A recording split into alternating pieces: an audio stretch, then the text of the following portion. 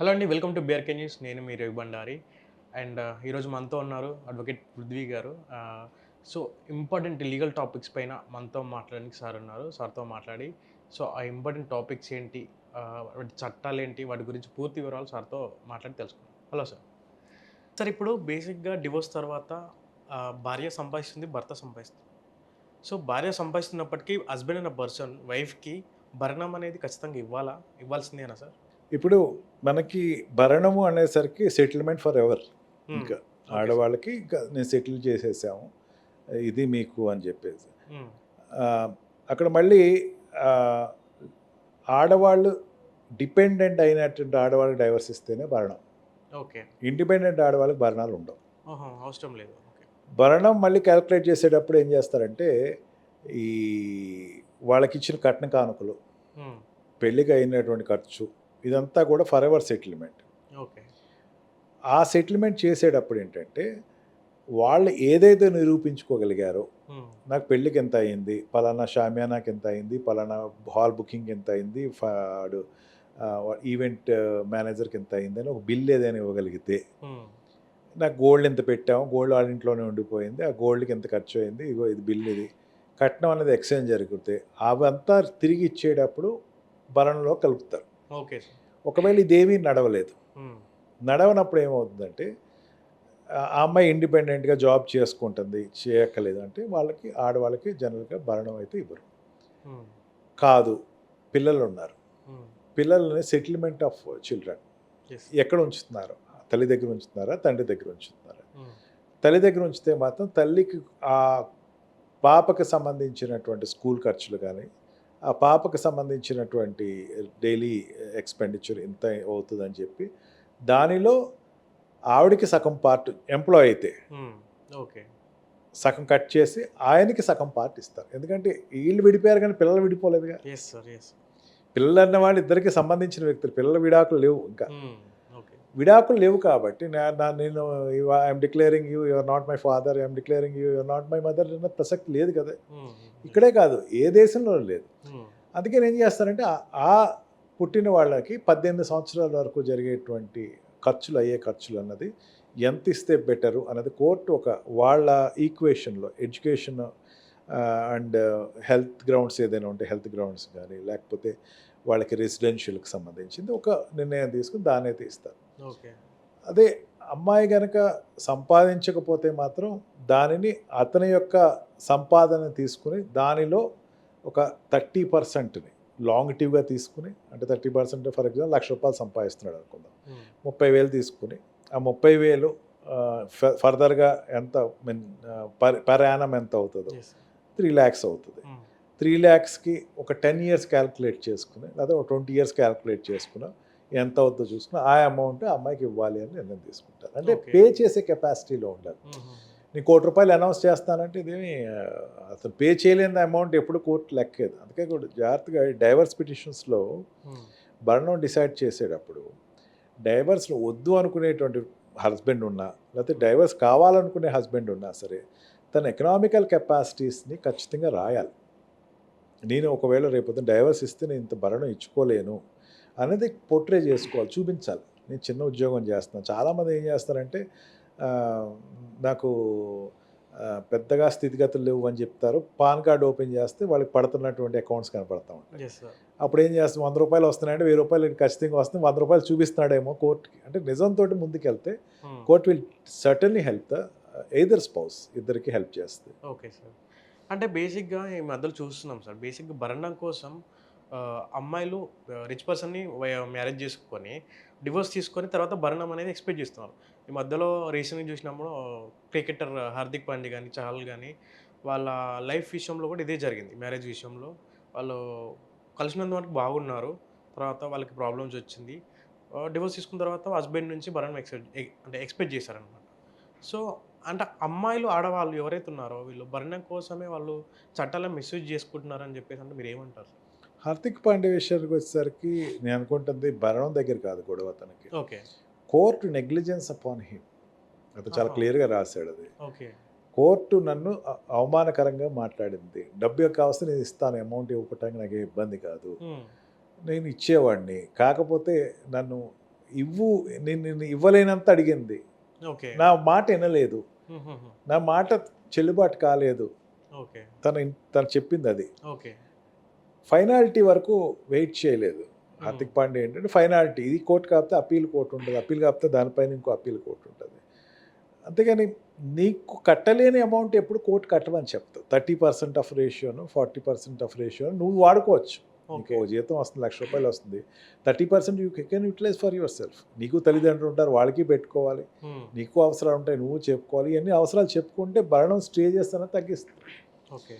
ఒకటి రవి, సార్. నాకు భార్య వద్దు హ్మ్.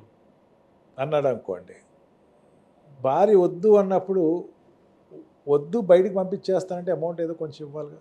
ఇవ్వాలి. ఓకే. నీ భార్య వద్దు డబ్బు ఇవ్వలేను అన్నది కోర్టు న్యాయం చేయలేదుగా. ఓకే. హుహుహు. నాకు ఓకే. భార్య వద్దు, హ్మ్. సరే ఇంత ఇవ్వగలను, ఇంత ఇవ్వలేను, అంత సరే నువ్వు భార్య వద్దన్నావు, నువ్వు 10 లక్షలు కట్టమంటే నేను 10 లక్షలు కట్టలేనండి, నేను 5 లక్షలే కడతానంటే, లేదా 10 లక్షలు కట్టమంటే నీకు నీ కేసు సరిగ్గా ఎకనామికల్ స్ట్రేచర్ అనేది సరిగ్గా ప్రజెంట్ చేయలేదు అంటాను నేను. ఓకే.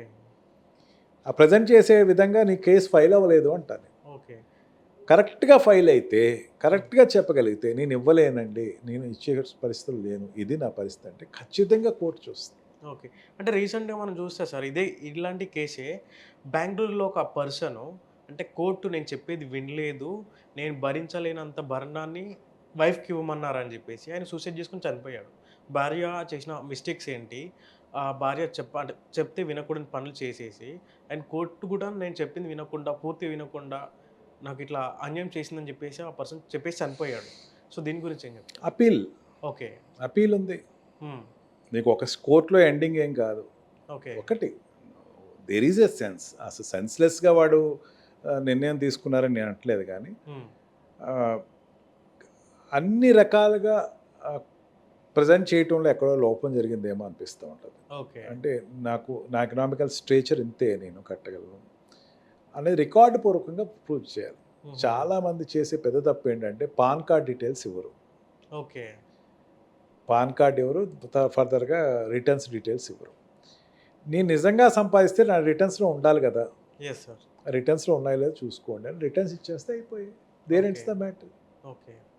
నీ if at all you're an employee, ప్రతిదీ ఈ రోజున ఈవెన్ అటెండర్ కూడా ఆన్లైన్లో ట్రాన్స్ఫర్ చేస్తున్నారు కదా, ఇప్పుడు చేస్తున్నారు. క్యాష్ ఎవరికి ఇవ్వట్లేదు కదా. నీ స్టేట్మెంట్ ఇచ్చేసి, నేను ఇంతే, దీనిలో అయ్యే ఖర్చులు నాకు ఇవి, మా తల్లిదండ్రులు చూసుకోవాలా, హ్మ్. ఓల్డ్ ఏజ్ పేరెంట్స్ వాళ్ళకి అయ్యేటువంటి హాస్పిటల్ ఖర్చులు ఇవి, హ్మ్.